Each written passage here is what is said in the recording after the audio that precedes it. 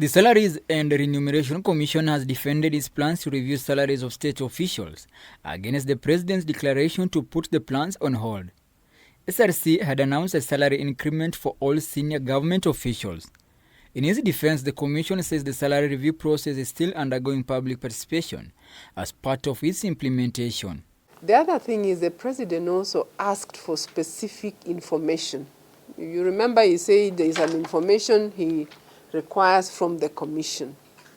Let me say that from the, and I will just quote for you Article 254 of the Constitution, and it is that Article 2. And it says at any time, the President, the National Assembly, or the Senate may require a commission or holder of an independent office to submit a report on a particular issue. So when he then says it is the commission to give him that information, and he was specific, it was on the compression ratios, that request is not outside, is right. SRC Chairperson Lynn Mengech says the review was due in 2021 but was frozen on account of tough economic times occasioned by the COVID-19 pandemic. To economic conditions, it is a requirement of the Constitution to carry out a review. We already did. We started the process 2 years ago. We took a decision to freeze. We did say when the economy improves, we shall open the discussion.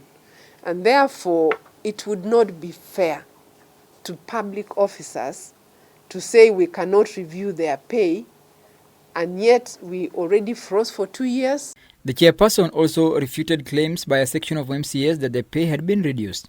According to Mengich, the National Treasury has budgeted 22.6 billion for salary increases for the current financial year and another 22.6 billion for the year 2024-2025 financial year.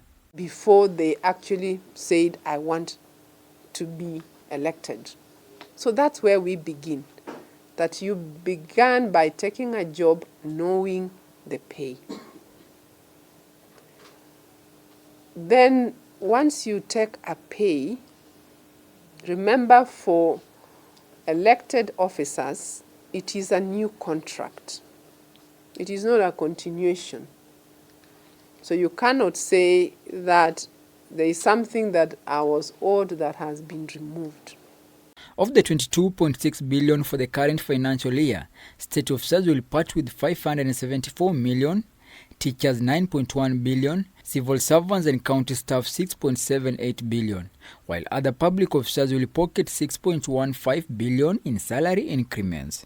Are there public officers whose pay is above the President? And let me confirm to you, yes, they are, right? We have state corporations whose CEOs earn more than the President. Is that the right positioning? We don't think so as a commission. Franklin Wala, K24 TV.